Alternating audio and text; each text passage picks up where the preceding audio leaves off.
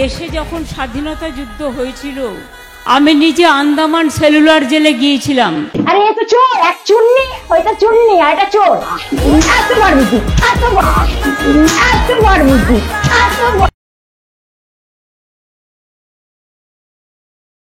আপনারা অনেকেই জানেন না আমার শরীরে অনেক পার্টস নেই। আপনারা অনেকেই জানেন না আমার শরীরে অনেক পার্টস নেই। পিসিমণির শরীরে কিছু পার্টস কম আছে কিনা সেটা তো ডাক্তাররাই ঠিক করে বলতে পারবে, বিশেষ করে এসএসকেমের ডাক্তাররাই ভালোভাবে বলতে পারবে। কিন্তু পিসিমণির মাথায় যে কিছু একটা কম আছে সেটা না একটা জোকারও পিসিমণির কথা শুনে সঠিকভাবে বলে দিতে পারবে। কিভাবে কিভাবে নিজে চোখেই দেখে নাও। আমি যে কথা বলতে যাচ্ছিলাম, আপনারা কি জানেন দেশে যখন স্বাধীনতা যুদ্ধ হয়েছিল আমি নিজে আন্দামান সেলুলার জেলে গিয়েছিলাম।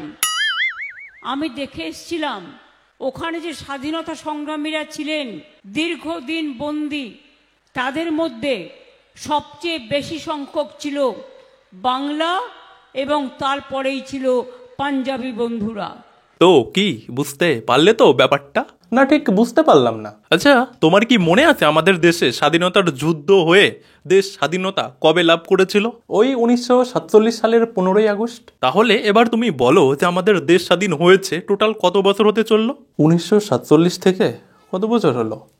1947 থেকে 2000 সাল পর্যন্ত হলো 53 বছর, আর এদিকে 2000 সাল থেকে 2025 পর্যন্ত হলো 25 বছর, সব মিলিয়ে ওই 76-77 বছর মতো। তো দেশ স্বাধীন হয়েছে 76-77 বছর হয়ে গেল। এবার সিম্পলি একটা প্রশ্নের উত্তর দাও যে এবার বলো মমতা ব্যানার্জির বয়স কত?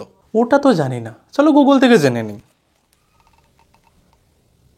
গুগলে তো দেখাচ্ছে মমতা ব্যানার্জির বয়স মানে আর কি জন্ম 5 জানুয়ারি 1955 সাল। তাহলে এবার বলো মমতা ব্যানার্জির জন্ম থেকে আজ পর্যন্ত এখন বয়স কত হলো? ওই ওদিকে 1955 থেকে 2000 সাল পর্যন্ত ওই 45 বছর, আর এইদিকে 2000 সাল থেকে 2025 পর্যন্ত 25 বছর, ওই কত আর কি ওই 70 হচ্ছে।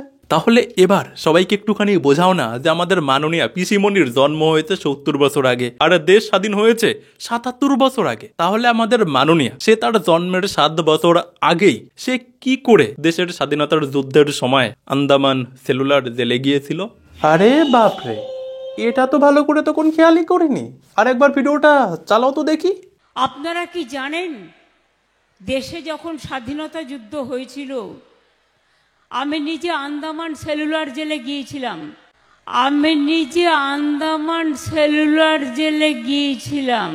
বাপরে বাপ, এ তো ভয়ানক সাংঘাতিক লোক যে জন্মের 7 বছর আগেই সে দেশের স্বাধীনতার যুদ্ধ পর্যন্ত দেখে নিয়েছিল এবং সে কোন জেলে নাকি ভিজিটও করতে গিয়েছিল। আরে না না, এটা তো কিছুই নয়, এটা তো শুধুমাত্র ইনার কারিশমার বিন্দু মাত্র। এখনো তো ইনার গুণের পুরো সমুদ্র বাকি রয়েছে। বলো কি, এর পরেও আবার কোনো কিছু আছে নাকি? বললাম না যে সবে তো মাত্র শুরু, ইনার গুণের কোনো শেষ নেই। যে ব্যাসদেব 4th শতাব্দীতে যে মহাভারত লিখেছিলেন না হিন্দুদের জন্য, সেই মহাভারতের ব্যাপারেও বলতে গিয়ে আমাদের পিসি মণিজি বলছে যে 1899 সালে জন্ম নেওয়া, মাত্র 126 বছর আগে জন্ম নেওয়া কাজী নজরুল ইসলাম নাকি সেই মহাভারত লিখেছিল। মহাভারত নজরুল ইসলাম লিখেছিলেন। মহাভারত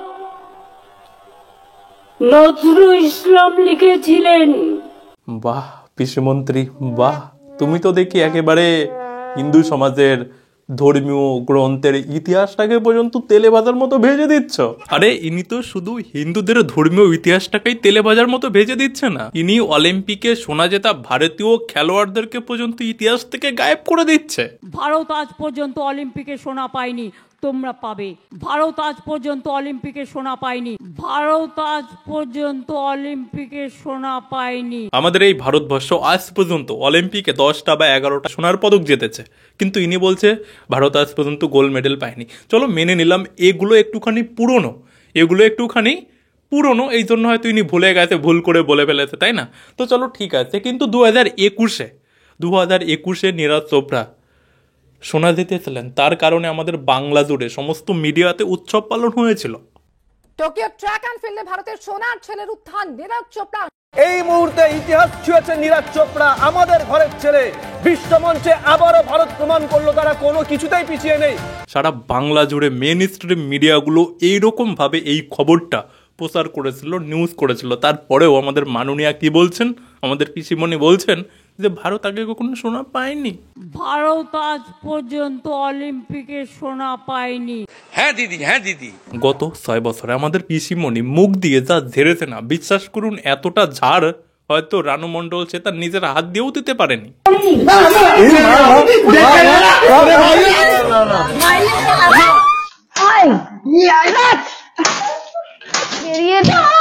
বেঈমান, এত পারবি কি, এত পারবি কি। এছাড়াও রাকেশ রোশনের ব্যাপারটা ভুলে গেলেন নাকি আপনারা? নিশ্চয়ই ভুলে যাননি। সেই রাকেশ রোশন যাকে মমতা ব্যানার্জি চাঁদে পাঠিয়েছিল। ইন্দিরা গান্ধী যখন প্রাইম মিনিস্টার ছিলেন তিনি চাঁদে মানুষ পাঠিয়েছিলেন। আমরা তখন ছোট ছিলাম। আমার মনে আছে চাঁদের মাটিতে যখন তারা পৌঁছেছিলেন, ইন্দিরা গান্ধী জিজ্ঞেস করেছিলেন রাকেশ রোশনকে যে উধার সে कैसे लग रहा है, आसमान से कैसे लग रहा है। একই কথার মধ্যে দুটো ভুল মানুষ কি করে করে, ইনার থেকে শিখুন, ইনার থেকে বুঝুন আর শিখুন। মানুষ ভুল করে ভুলভাল টাইটেল একটা বলে ফেলতে পারে, কারণ অনেকটা একই রকমের টাইটেল হয় না। রাকেশ শর্মা, রাকেশ রোশন, মানে টানে চলে আসে, এক রকমের টাইটেল নয় বাট টানে চলে আসে, তাই না? ঠিক আছে, কিন্তু চাঁদে ভারতবর্ষ থেকে তো আজ পর্যন্ত আগে কোনোদিন মানুষ যায়নি, তাহলে উনি সেটা কি করে ভুল করে বলে ফেলছে? ইন্দিরা গান্ধী যখন প্রাইম মিনিস্টার ছিলেন তিনি চাঁদে মানুষ পাঠিয়েছিলেন। আমরা তখন ছোট ছিলাম। আমার মনে আছে চাঁদের মাটিতে যখন তারা পৌঁছেছিলেন, ইন্দিরা গান্ধী জিজ্ঞেস করেছিলেন রাকেশ রোশনকে যে উধার সে कैसे लग रहा है, आसमान से कैसे लग रहा है। প্লিজ আমাকে ক্ষমা করে দাও, প্লিজ প্লিজ আমাকে ক্ষমা করে দাও, প্লিজ। আমাদের পিসিমণির না আরো একটা জিনিস আমার খুবই ভালো লাগে, যে নিজের ভুল, নিজের না বলা পারা কথাগুলো কি করে অন্যের ঘাড়ের উপরে চাপিয়ে দিয়ে কিভাবে নিজেকে একদম ঠিক রাখা যায়, এই জিনিসগুলো পিসিমণির থেকে আপনারা ভালোভাবে শিখতে পারবেন। ওং জয়ন্তী মঙ্গলা কালী ভদ্র কালী কপালিনী দুর্গা শিবা ক্ষমা ধাত্রী সহস্রধা নমস্তুতে মধুকৈটব বিদ্যা কি বলে মধুকৈটব বিদ্যা বিধাত্রী বড় সব শিকুমার দামান নষ্ট করে দিল, সব শিকুমার দামান নষ্ট করে দিল। পিসিমণির এই সমস্ত কাণ্ড কারখানা দেখে অনেকে মঞ্চের উপরে বসে থাকা লোকেরা মনে মনে হয়তো ভাবতেই পারেন যে আমাদের দিদিমণি কি একটুখানি গাধা টাধা আছে নাকি, গাধা নাকি। কিন্তু আপনারা চিন্তা করবেন না, আপনাদের মনের সংশয় এখনই দূর করে দিচ্ছি। আমি একটু অন্ধবিশ্বাস করি, বলতে পারেন আমি একটু গাধা। এরকমের ভিডিও আগামী দিনে আরো দেখতে চাইলে প্লিজ এই ভিডিওতে লাইক করে দিন। যত বেশি লাইক করবেন তত বেশি আমাদের চ্যানেলের সাপোর্ট হবে, তো লাইক করে দিন। আর যারা গত ভিডিওটা দেখেননি পাশে দিলাম, যদি সময় থাকে তো সবাই দেখে নেবেন। তো সবাই ভালো থাকবেন, বাই।